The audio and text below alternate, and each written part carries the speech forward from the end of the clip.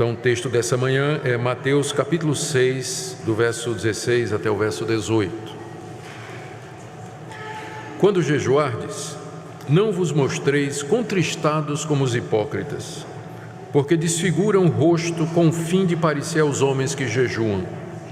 Em verdade vos digo que eles já receberam a recompensa.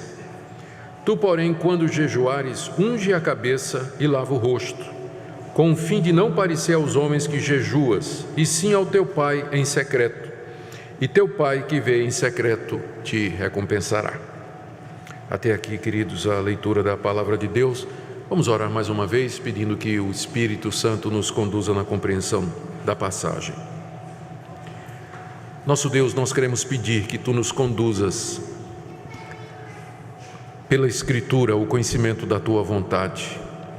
Nós pedimos que Tu aclares a nossa mente, o nosso entendimento, que o Senhor incline o nosso coração a Te obedecer, que em todas as coisas, Senhor, a Tua palavra a ser exposta e explicada nesta manhã prospere, como o Senhor determinou, e que ela não volte para Ti vazia, mas produza o fruto que o Senhor deseja.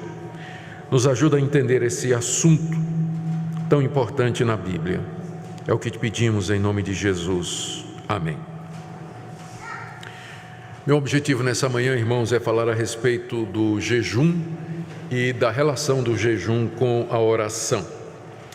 Isso se faz necessário, até porque jejuar não é uma prática muito comum nas igrejas reformadas.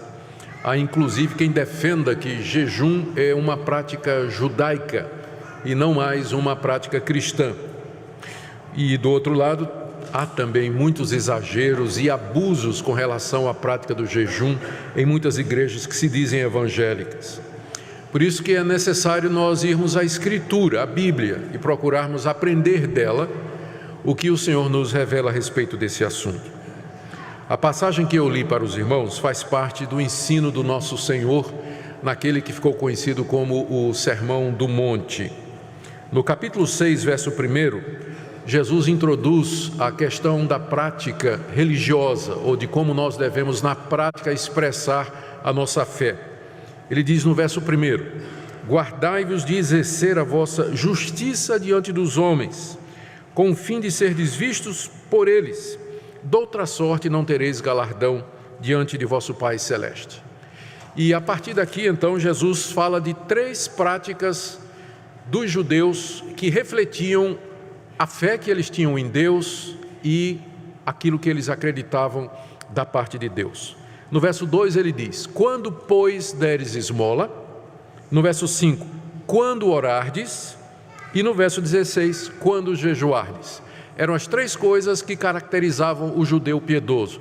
O judeu piedoso, temente a Deus, era alguém que se preocupava com os pobres, ele dava esmolas, era alguém que orava e era alguém que jejuava. Eram 3 práticas comuns em Israel naquela época.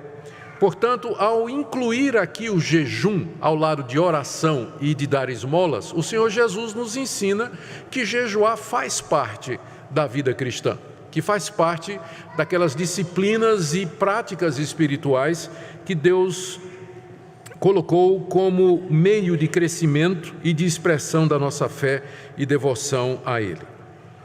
Vamos ver o que nós podemos aprender a respeito desse tema, então, dada a sua importância, a partir das palavras do Senhor Jesus. E vamos começar com o conceito bíblico do que é jejuar. O jejum não foi inventado por Jesus, ele era prática do Antigo Testamento, bem antes do nosso Senhor vir ao mundo. Jejuar era se abster voluntariamente por um dia ou vários dias de alimento e às vezes de água. Há relatos de jejum de um dia no Antigo Testamento, jejuns de 7 dias e até jejuns de 40 dias também. E o jejum, que era ficar sem comer durante um período, tinha vários objetivos. O jejum era feito sempre com oração. Então o jejum nunca é visto como uma coisa isolada, alguém deixar de comer para agradar a Deus. Não, o jejum no Antigo Testamento ele sempre vem junto com oração. Ou seja, o objetivo de quem jejuava era tirar um tempo para orar e buscar a Deus, e nesse período a pessoa se abstinha de alimentos, de água às vezes, com o objetivo de preparar o coração para melhor servir a Deus em oração. Tanto é que várias vezes no Antigo Testamento, jejuar é referido como sendo afligir a alma. Lá no Salmo 35, verso 13, o Davi nos diz o seguinte, veja o que é que ele fala: quanto a mim, estando os meus inimigos enfermos, o meu vestido era pano de saco, eu afligia a minha alma com jejum, e em oração me reclinava sobre o peito. Ou seja, do jeito que Davi fala aqui, ele está dizendo que o jejum tinha como objetivo afligir a alma dele, quebrantar a alma dele. É interessante que há apenas um jejum no Antigo Testamento que era obrigatório. Era o jejum no dia da expiação, era aquele dia em que o sumo sacerdote oferecia um sacrifício pelos pecados do povo de Israel.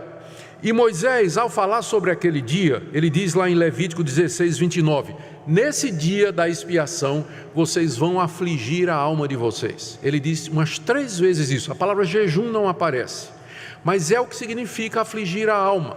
Ou seja, vocês vão se abster de comer nesse dia, e essa abstinência de alimentos, que é o jejum, essa falta de alimentos, que é no corpo, ela acaba produzindo um efeito na alma, a aflição, a fome e o senso de que você precisa de comida, que você depende do alimento para viver.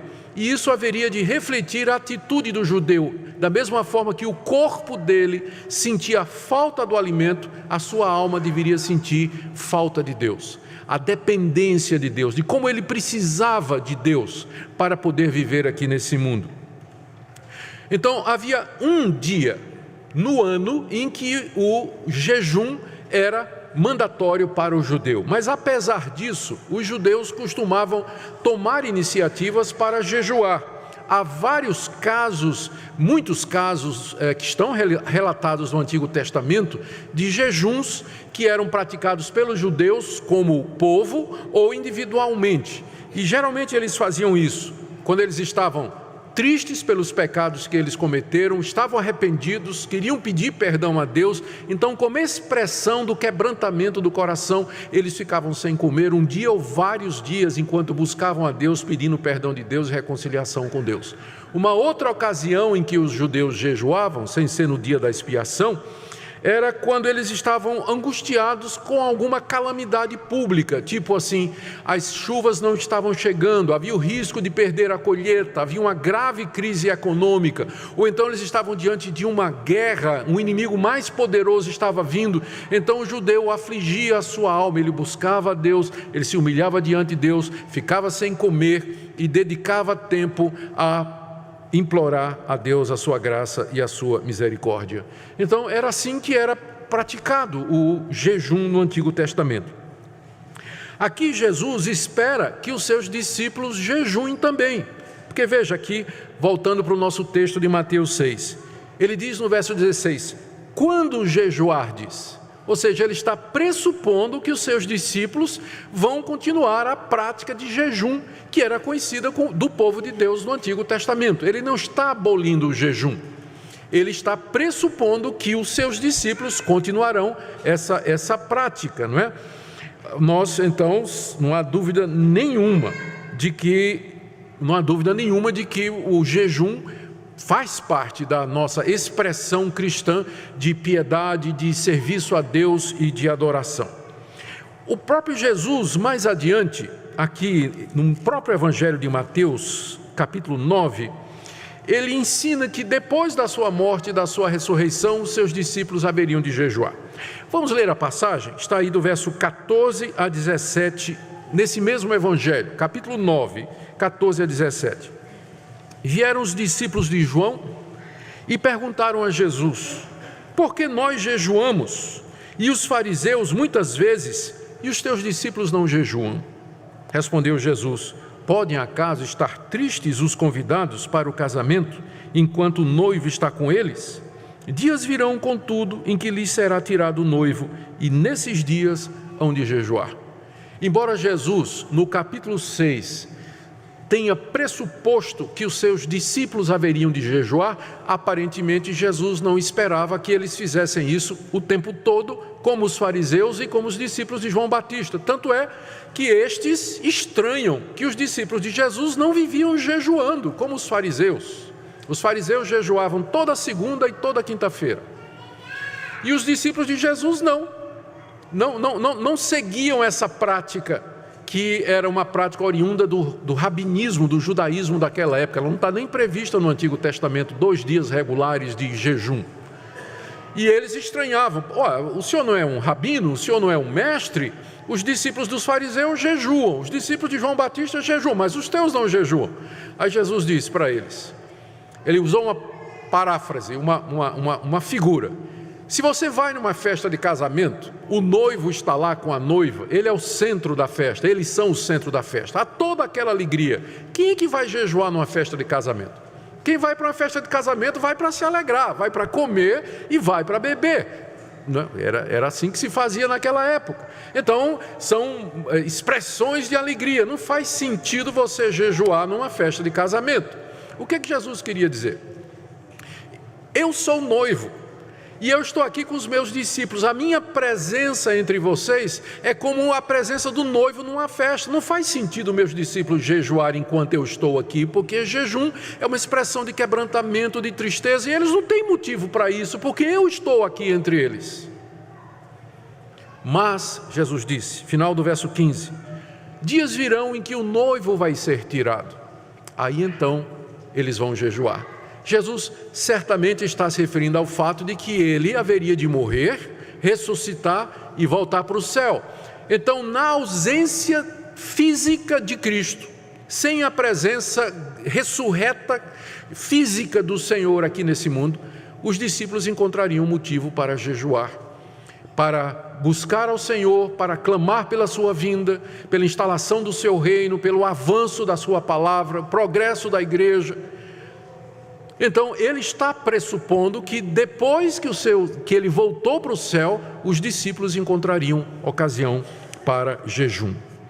Agora, mesmo que Jesus, e eu queria que você considerasse esse ponto aqui comigo, nós precisamos aqui andar numa linha bem fininha, bem equilibrada.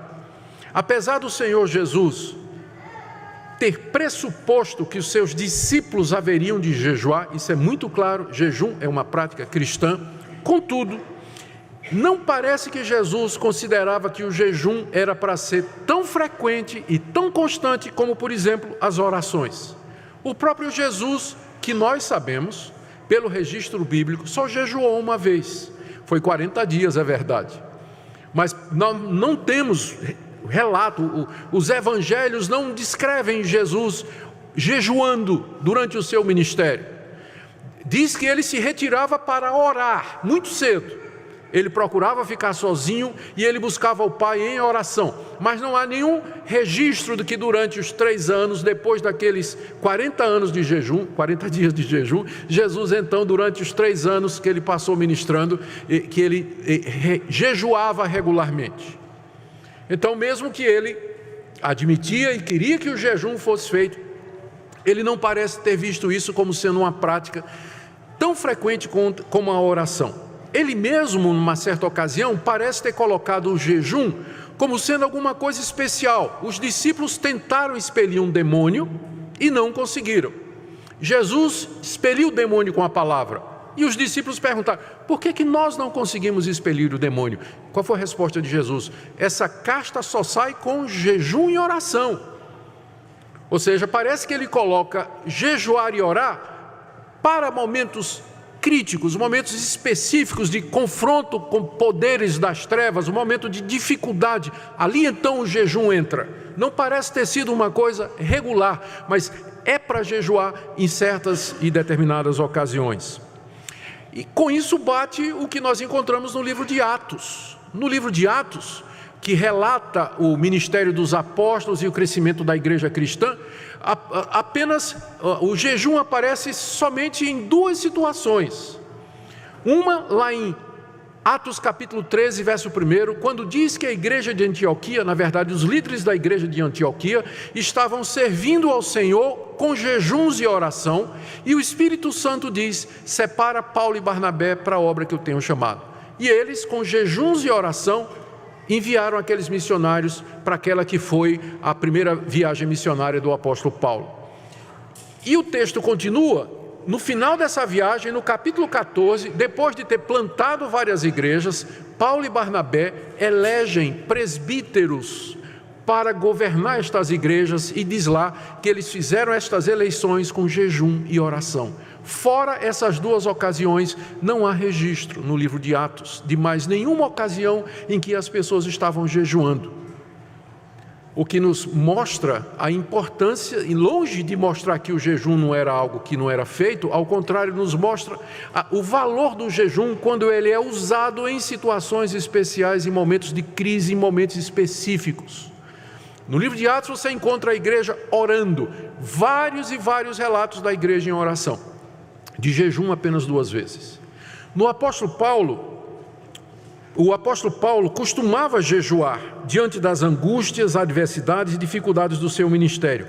2 vezes ele coloca jejum naquela lista do que ele considera como sofrimentos dele por amor de Cristo e aquilo que ele fazia que provava que ele era um servo de Jesus Cristo. 2 aos Coríntios capítulo 6, verso 5 e 2 aos Coríntios capítulo 11, verso 27, quando ele começa a descrever, olha o que é que eu passei por Cristo. Ele fala de naufrágio, fala de perseguição, de apedrejamento, traição dos irmãos, em jejuns, em vigílias, em fome, em nudez. Então, no meio, naquele catálogo de sofrimentos que ele passava por Cristo, ele insere jejum.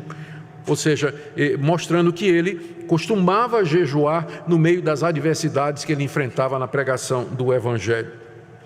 É interessante também que nas cartas que Paulo escreveu às igrejas, bem como as cartas que os demais apóstolos escreveram às igrejas, nós não encontramos uma única ordem para que os crentes jejuem, ou nenhuma orientação. Nós encontramos dezenas de orientações do tipo assim: orem sem cessar, orem em todo o tempo, orem pelos seus irmãos, orem dessa forma, orem no Espírito, perseverem na oração, mas não há uma única recomendação para jejuar, ou que nos diga de que maneira nós devemos jejuar. É interessante que jejum sempre vem com oração, mas oração nem sempre vem com jejum.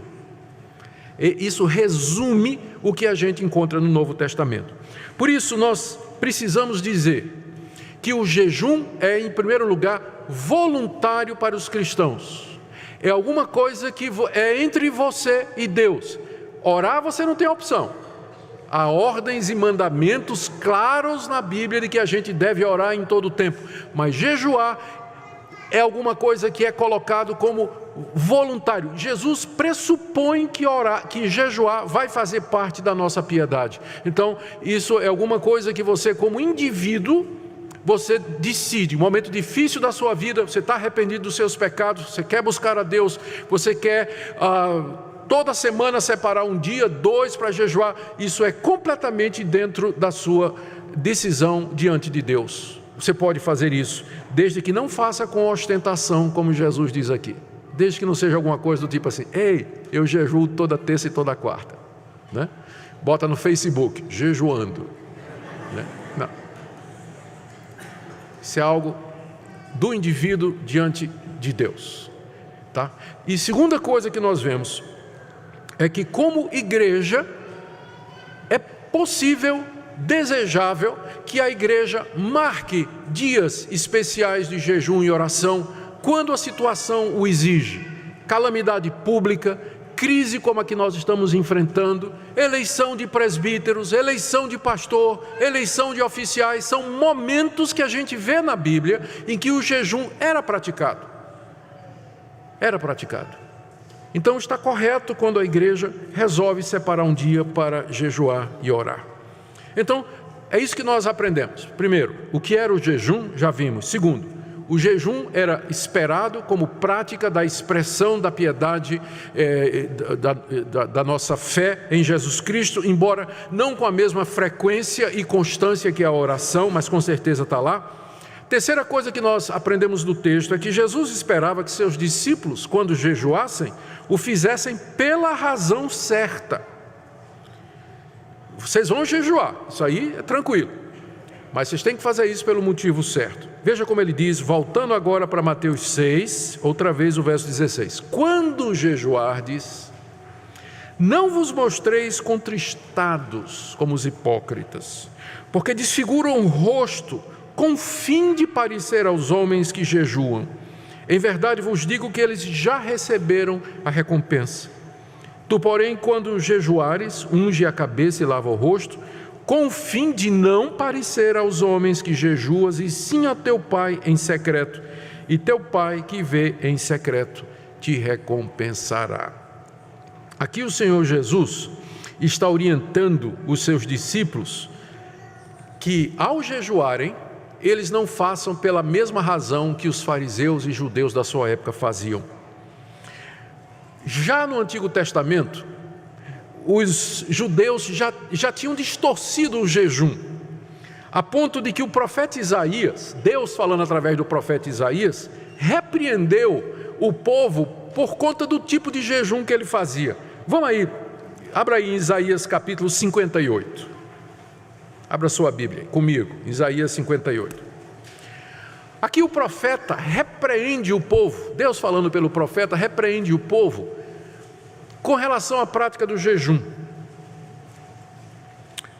No verso 3, Deus diz assim, no verso 3, Isaías registra o questionamento que o povo estava fazendo a Deus.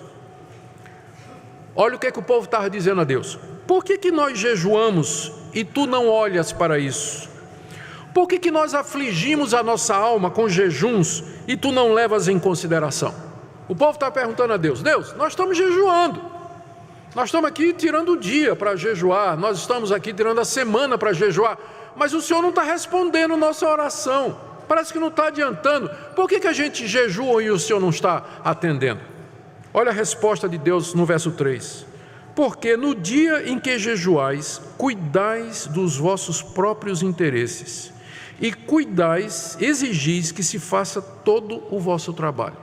Ou seja, o alvo do jejum era separar um dia dedicado a Deus, um tempo de oração e de busca a Deus. Mas os judeus simplesmente entendiam que jejuar era ficar sem comer.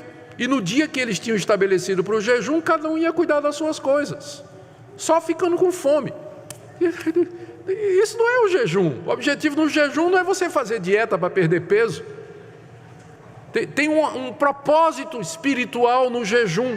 Não é simplesmente ficar com fome. Veja ainda no verso 4. Vocês jejuam para contendas e rixas, e para ferirdes com punho iníquo. Jejuando assim como hoje, não se fará ouvir a vossa voz no alto. Ou seja, vocês estão jejuando, mas vocês vivem brigando entre vocês. No verso 5. Seria este o jejum que eu escolhi, que o homem um dia aflige a sua alma, passando fome, incline a sua cabeça como o junco era uma planta com talo comprido, quando chegava um tempo ela verga assim, Então ele compara, é isso que eu estou querendo, que vocês se verguem como se fosse um junco, com pano de saco em cinza, final do verso 5, você chama isso de jejum aceitável a Deus? Ou seja, Deus está perguntando, vocês acham que o jejum é uma mera formalidade? É vocês parecerem, virem com a cara comprida, o rosto triste, curvado, com pano de saco e cinza, jogando areia na cabeça, vocês acham que é isso que vai mover o meu coração? Olha o que é que Deus diz no verso 6, porventura não é esse o jejum que eu escolhi? Que soltes as ligaduras da impiedade, desfaças as ataduras da servidão, deixes livre os oprimidos e despedace todo o jugo. Porventura não é também que repartas teu pão com o faminto, recolhe em casa os pobres desabrigados, cubras o que está nu e não te escondas do teu semelhante? Olha o que é que Deus está dizendo. Não adianta jejuar se isso não significa mudança na vida de vocês. O jejum só tem valor se ele é acompanhado por arrependimento, amor pelos outros, cuidado com os necessitados, mudança de vida, colocar a vida em ordem, tirar um dia para passar fome, clamar diante de Deus. Não tem valor nenhum se isso não for acompanhado por uma vida santa, reta, mudança de vida, disposição de consertar os caminhos. Aí então, veja as promessas. Verso 8: então romperá tua luz como a alva, tua cura brotará sem detença, tua justiça irá diante de ti, e a glória do Senhor será a tua retaguarda. Então clamarás e o Senhor te responderá. Verso 10: se abrires a tua alma ao faminto e fartares a alma aflita, então a tua luz nascerá. Preste atenção nos entões aqui, né? Então. Se você fizer isso, então eu vou atender. Se você se arrepender, se você quebrar todo o jugo, parar de oprimir os pobres, parar de ser indiferente com os necessitados, você tirar toda imoralidade, toda maledicência no meio de vocês, então o jejum vai fazer sentido. Então eu vou ouvir vocês, então eu vou escutar vocês, e a luz de vocês romperá como a alva no meio das trevas, e eu atenderei às suas orações. Na época de Jesus, tinha essa mesma atitude. Os judeus, o exemplo mais conhecido para mostrar que na época de Jesus tinha essa atitude é a famosa história que Jesus contou do fariseu e do publicano. O fariseu religioso e o publicano desprezado. Os dois subiram no templo para orar. E lá o publicano, ele não conseguia nem olhar para Deus. Batia no peito e dizia: Deus, tem misericórdia de mim, eu sou um pecador, não mereço nada. O fariseu chegou diante de Deus e diz lá, Jesus disse que ele começou a orar de si para si. Veja que oração, né? Não era para Deus. Ó Deus, graças te dou que eu não sou como os outros homens. Não sou como esse publicano que está aqui ao meu lado. Não mato, não bebo, não fumo, não jogo, não danço. Jejuo 2 vezes por semana e dou o dízimo de tudo que tenho. Obrigado, Deus, porque eu sou tão santo. Muito obrigado.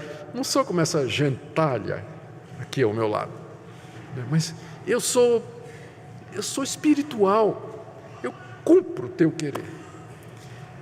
Jesus disse que o publicano saiu perdoado por Deus, mas não o fariseu.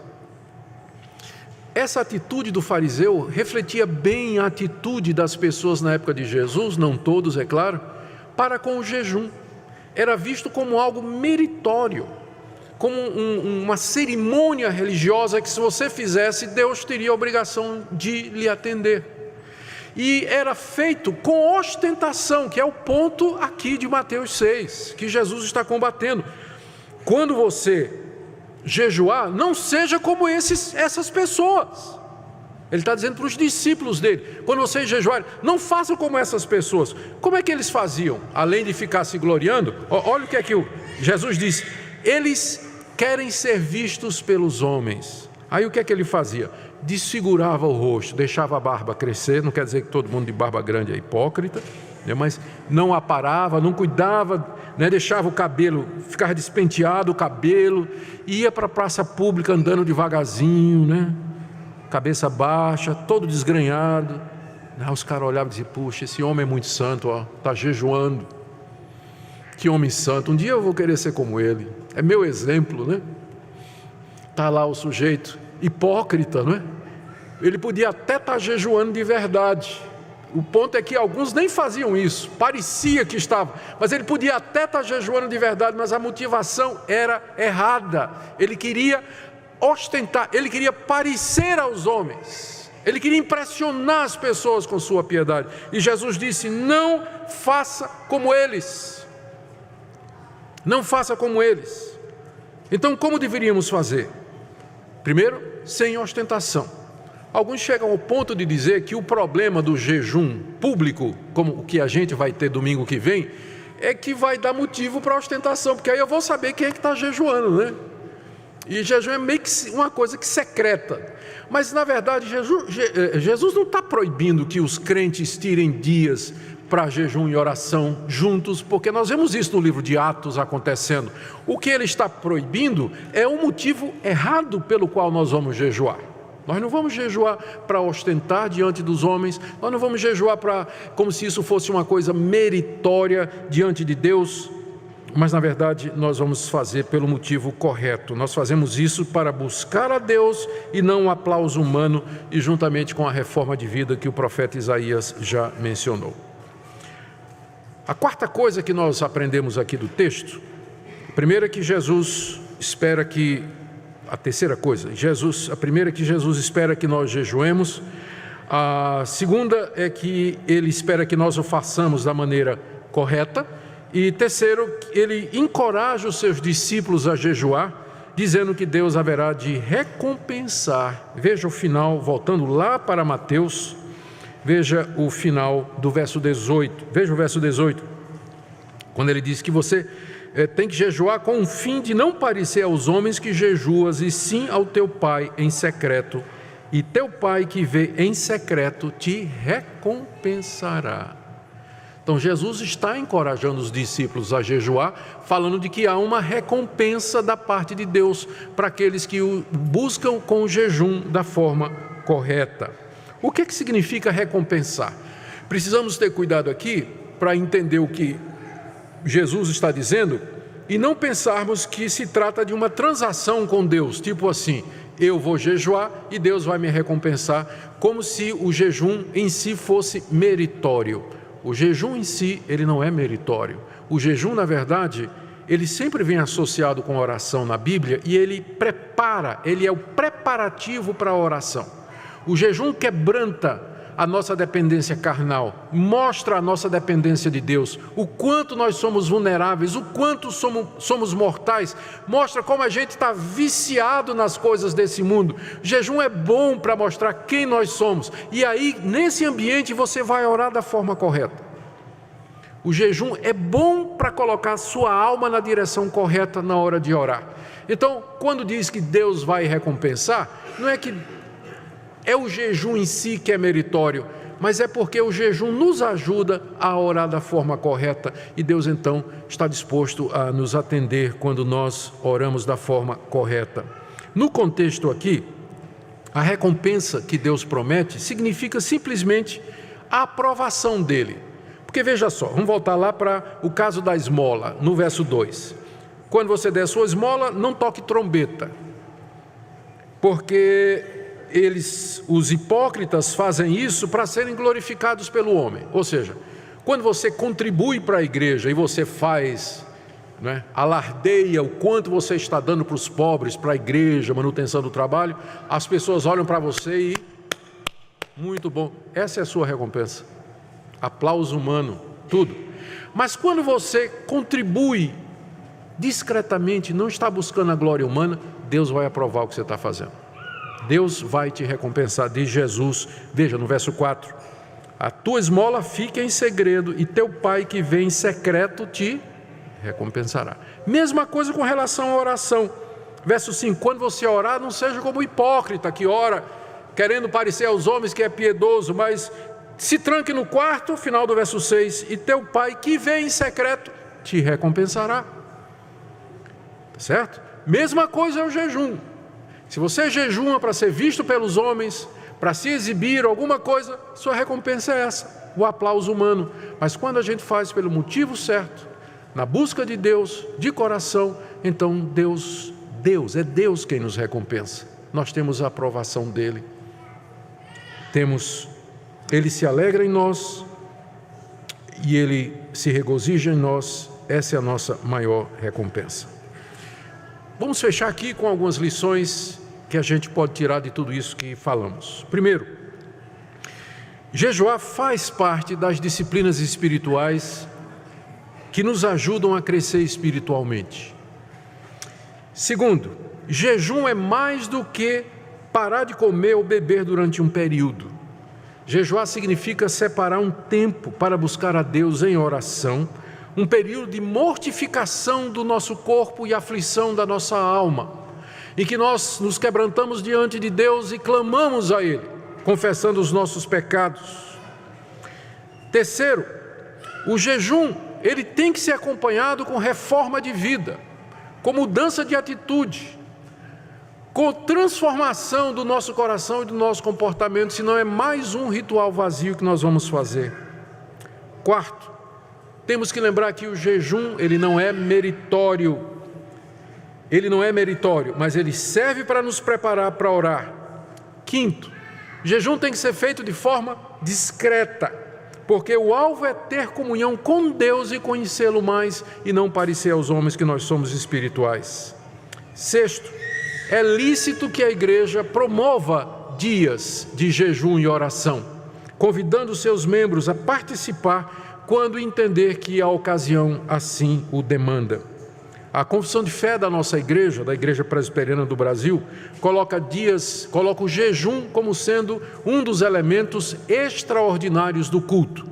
Os elementos ordinários são oração, pregação da palavra, cântico e os sacramentos, batismo e ceia.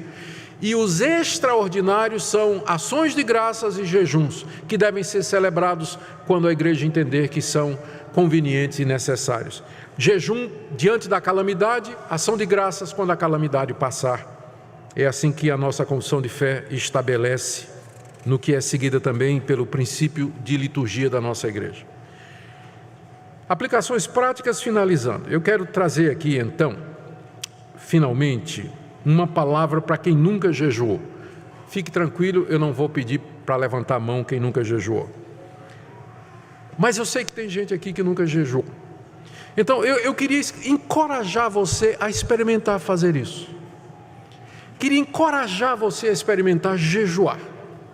Nós temos uma oportunidade no domingo que vem. É um dia que nós separamos para isso. Começando às 9 da manhã e vamos até o final do culto à noite. Os detalhes estão no boletim da nossa igreja, de como deve ser feito. Queria encorajar você a fazer isso. E que você o fizesse com moderação, sem exagero. E que seja um dia em que você separe tempo para buscar ao Senhor, tempo para sondar o seu coração, confessar os seus pecados, orar pela sua vida, tomar propósitos espirituais de mudar o que precisa ser mudado na sua vida. Eu queria encorajar você a tentar fazer isso, pelo menos uma vez na sua vida. Se você gostar, eu encorajo a você repetir e fazer quantas vezes quiser. Mas há esse encorajamento aqui que nós queremos fazer. Segunda palavra é aqueles irmãos que gostariam de jejuar, mas não podem. A gente tem que reconhecer que há pessoas que por questões médicas elas precisam comer regularmente.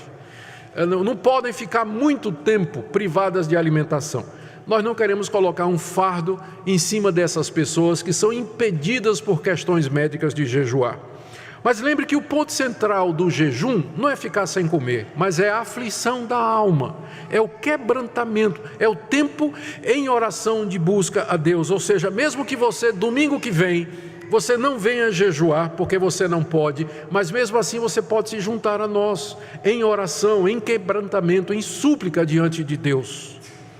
E por último, uma palavra àqueles irmãos que jejuam regularmente ou que de vez em quando tem a prática de jejuar. Eu queria encorajar que continuassem a fazer isso, orando para que Deus nos livre de um sentimento de superioridade espiritual sobre aqueles que não jejuam e também para que nós tenhamos cuidado para não pensar que o jejum em si é uma prática meritória, lembrando que tudo que somos e temos é somente pela graça de Deus.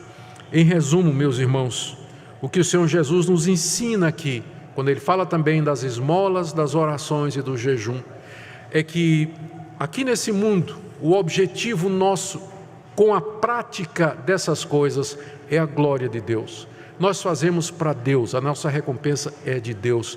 Devemos evitar toda ostentação, espírito de hipocrisia ou de aparência de alguma coisa, porque aí nós estaríamos buscando o louvor humano, mas nosso alvo, de fato, é a glória de Deus e fazer a sua vontade.